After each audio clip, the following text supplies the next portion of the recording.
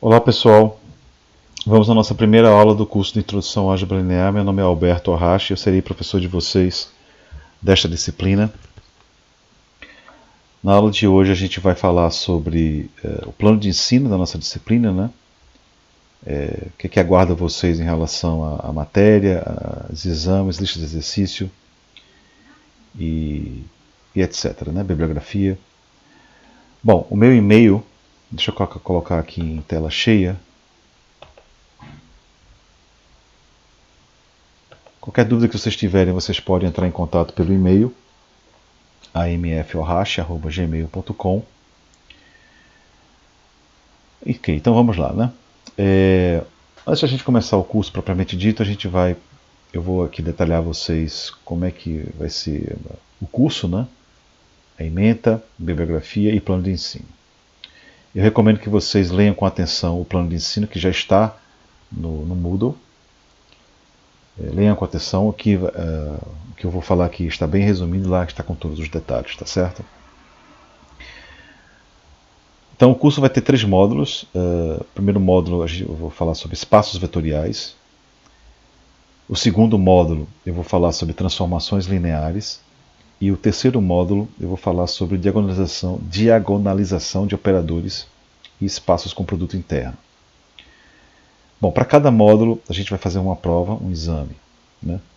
E esses exames eu vou, enfim, avisar com vocês com antecedência a data de cada exame. Muito bem, a metodologia, a gente vai disponibilizar todas as aulas no YouTube, né? Vou disponibilizar todas as provas no YouTube. Cada módulo ele vai ter uma lista de exercício associada. Tudo está no Moodle, vai estar disponível no Moodle com pelo menos um mês antes das provas, tá certo?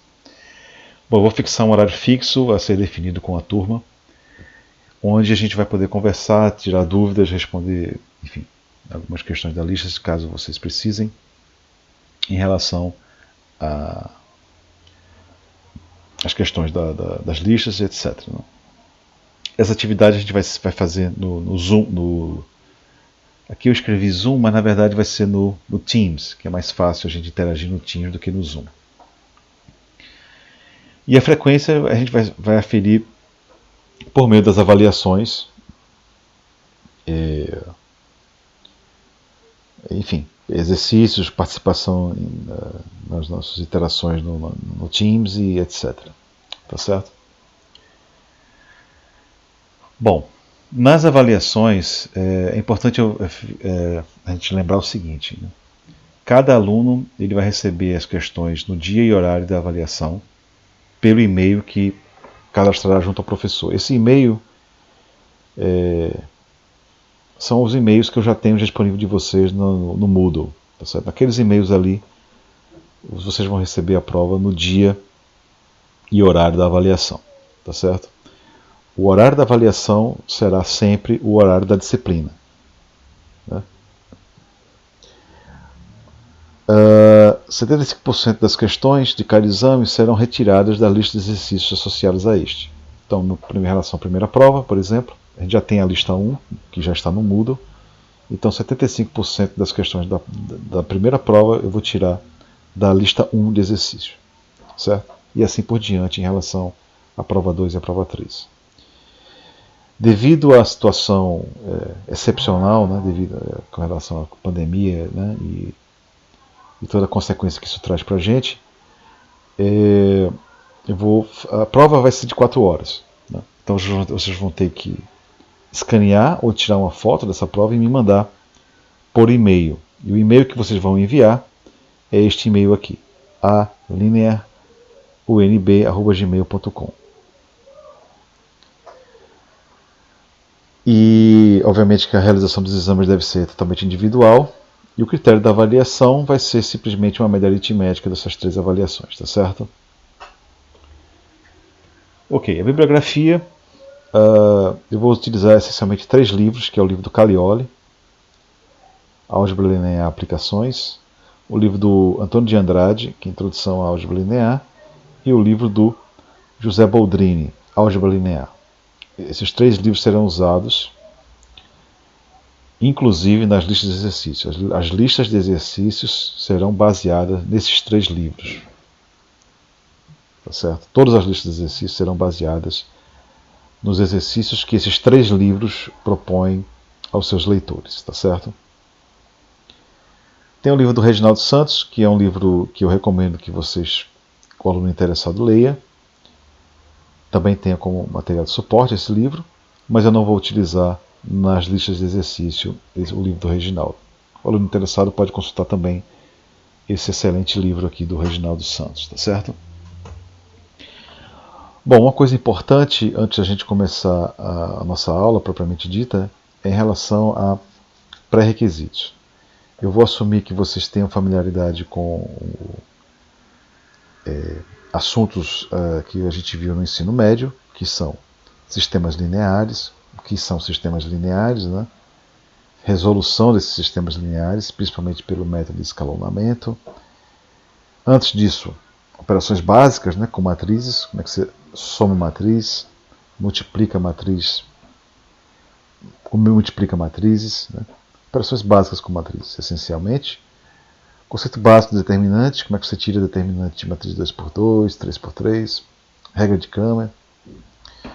Então, eu vou assumir que vocês tenham esse conhecimento. O aluno que se sente um pouco inseguro em relação a esses conceitos, eu sugiro que vocês estudem o capítulo 1 do livro do Caglioli. Lá está tudo muito bem detalhado, ele faz uma revisão completa desses conceitos que são necessários para a gente entender qualquer curso de álgebra linear. Tá certo? Ok, dito isto, a gente pode começar a nossa primeira aula. Relembrando, leiam por favor o plano de ensino, já acessem a lista de exercício número 1. Né? Em relação à prova 1, eu não tenho a data ainda em relação à prova 1, mas farei a divulgação ainda nessa semana, tudo via Moodle, todas as aulas, qualquer modificação, qualquer informação que eu queira passar para vocês, vocês serão avisados por e-mail. Tudo está no Moodle e qualquer dúvida que vocês quiserem conversar comigo, mandem um e-mail, a gente marca um encontro no Teams e a gente conversa, tá certo? Lembrando o meu e-mail no começo dos slides. Muito bem, nessa primeira aula eu vou introduzir o conceito que a gente chama de espaço vetorial. É um conceito abstrato, uma estrutura matemática abstrata, que a gente chama de espaço vetorial. A gente dá esse nome para conjuntos não vazios, né? E esses conjuntos não vazios a gente dá uma estrutura para eles, a gente chama esses conjuntos de espaço vetorial. Bom, antes de a gente dar a definição abstrata do que a gente chama de espaço vetorial, eu vou começar com um exemplo bem simples para a gente sentir, né, o que seria um espaço vetorial. O exemplo é familiar a vocês, que é o plano cartesiano. Né? O plano cartesiano a gente denota como sendo R2, ele é lembrando a vocês, o conjunto dos pares ordenados, né? X e Y, onde X e Y são números reais. Né? Então esse é um conjunto, obviamente, que é não vazio, e esse conjunto ele possui duas propriedades importantes que a gente consegue somar vetor e multiplicar vetor por um número real. Durante todo o curso de álgebra linear, essas duas operações serão importantes para a gente entender o que é um espaço vetorial. Então, muito bem. Primeiramente, a gente precisa lembrar como é que a gente soma vetor e multiplica vetor por números reais no plano cartesiano. Então, eu tenho dois vetores, U e V. O vetor U, por exemplo, eu vou denotar como sendo x1 e x2, e o vetor V como sendo y1 e y2. Lembrando como é que a gente soma vetores no plano cartesiano. A gente simplesmente pega cada coordenada, pega as coordenadas, primeira coordenada do vetor U, primeira coordenada do vetor V e soma essas coordenadas. Isso vai me dar x1 mais y1 como a primeira coordenada do vetor U mais V. E a segunda coordenada do vetor u mais v vai ser simplesmente somar as segundas coordenadas dos vetores u e v correspondentes, né? x2 mais y2. Isso aqui é o que a gente definiu como soma de vetores no ensino médio. E a gente multiplica um vetor por um número real. No curso, números reais a gente vai chamar de escalares, tá certo? Então, como é que a gente multiplica um vetor por um escalar, por um número real? A gente simplesmente multiplica cada coordenada pelo número real alfa. Então, a primeira coordenada vai ser alfa x1 e a segunda coordenada será alfa x2, onde alfa é um número real. Então, as operações acima elas induzem 8 propriedades que a gente vai detalhar a seguir, né? Bom, eu vou fixar U, V e W, 3 vetores, dessa forma aqui. E observe que essas propriedades aqui de soma de vetores e multiplicação por escalar, elas induzem 8 propriedades que eu vou detalhar a seguir. A primeira propriedade é que eu pegar o vetor U e somar com V mais W é simplesmente somar U mais V e depois somar com W. Isso é verdade, porque isso segue trivialmente da definição de soma de vetores, né? Porque se eu pego o vetor V mais W e somo, se eu pego o vetor V e W e somo, eu tenho esse vetor V mais W, que é esse vetor aqui, né? Quando eu somo o vetor V mais W com U, o que é que eu tenho? Primeira coordenada eu tenho x1 mais, entre parênteses, y mais z1. Vamos fixar em relação a essa primeira coordenada aqui. A segunda coordenada, o raciocínio é análogo, né? Eu posso reescrever essa primeira coordenada como sendo reagrupar x1 mais y1, entre parênteses, e depois somar com z1. Mesma coisa eu faço para a segunda coordenada. Bom, esta linha aqui ela é igual a esta soma de vetores aqui. Por quê? Pela nossa definição do ensino médio. Como é que a gente soma vetores no plano cartesiano? Mas essa soma é essencialmente U mais V, entre parênteses, mais W. Portanto, essa primeira propriedade aqui é válida no plano cartesiano. Existe um elemento que eu vou chamar de elemento neutro, a gente vai chamar no curso, né? No caso do plano cartesiano, o elemento neutro ele é o par ordenado 0, 0, e ele satisfaz essa propriedade aqui, né? U mais esse elemento neutro é igual a U, para todo U, vetor no plano cartesiano. Quem é esse vetor elemento neutro? No plano cartesiano a gente viu que esse elemento neutro ele é o vetor 0, 0. Claramente, U mais esse elemento neutro é igual a U, para todo U, vetor em R2. Para cada elemento do plano cartesiano, R2, existe menos U, tal que satisfaz essa relação aqui. U mais esse vetor é igual ao elemento neutro. Quem é este vetor U? Menos U. É essencialmente o vetor U multiplicado por menos 1. Né? Ou seja, menos x1, a primeira coordenada, menos x2, a segunda coordenada. U mais V é igual a V mais U. Isso é óbvio. Né? Novamente, segue da definição de soma de vetores.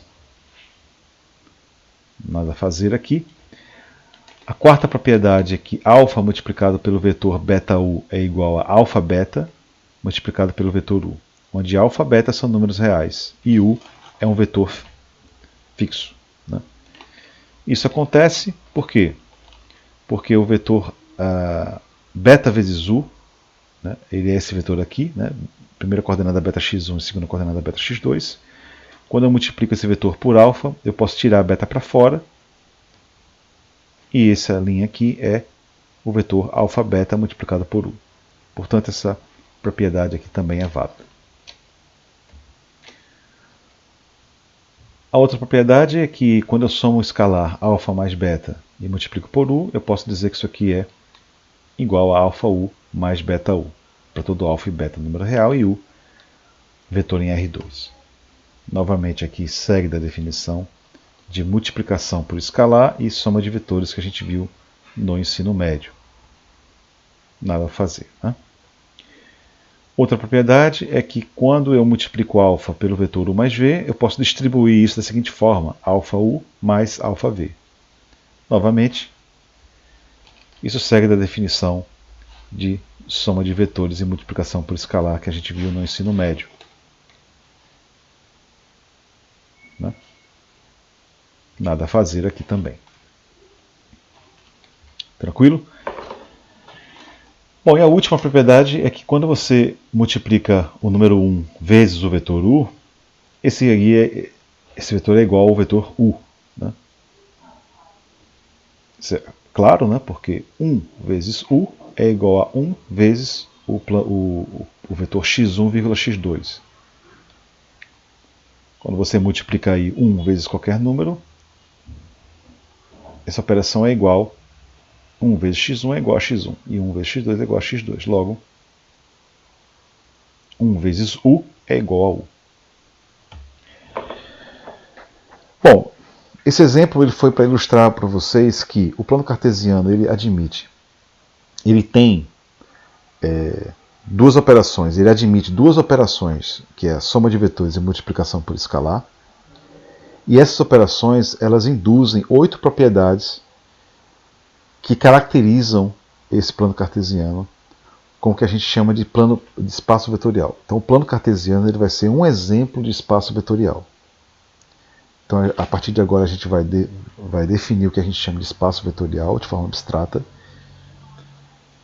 E o primeiro exemplo de plano de espaço vetorial é o plano cartesiano, que eu acabei de lembrar a vocês, tá certo? Então vamos lá, a definição de o que a gente chama de um espaço vetorial.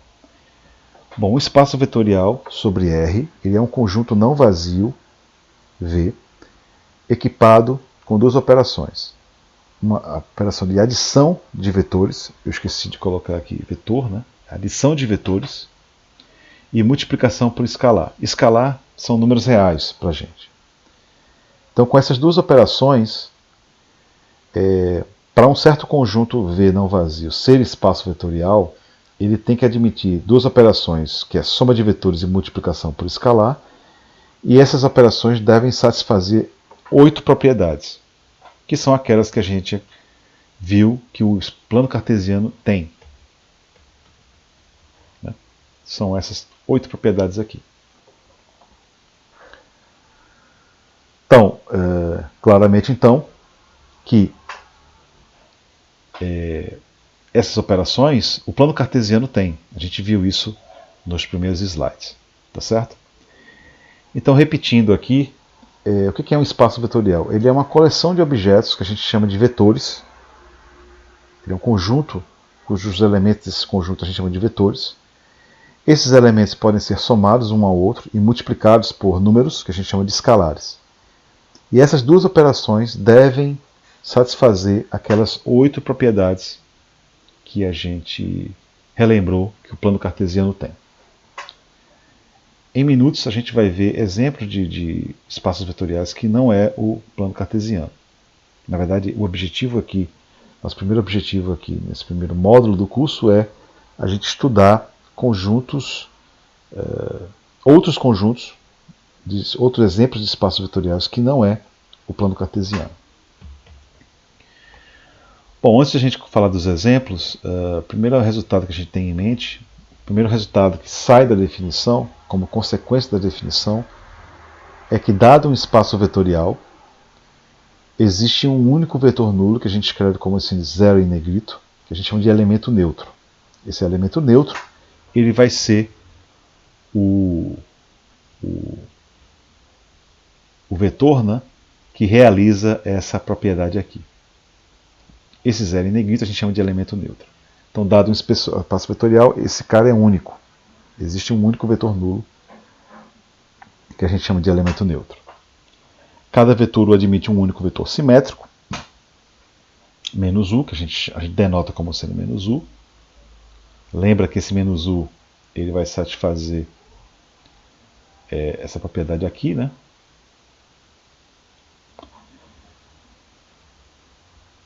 E terceira e quarta implicações da primeira definição de espaço vetorial é que a multiplicação do número real 0 vezes u é igual ao elemento neutro. E se alfa vezes u é igual ao elemento neutro, ora alfa é zero, ora o número real é zero, alfa, ou o vetor u é o elemento neutro. Certo? Então esses são os primeiros resultados que advêm da nossa definição de espaço vetorial. Ah tá, tem uma última, né, que é menos u. Ele é essencialmente igual a menos 1 vezes o vetor u.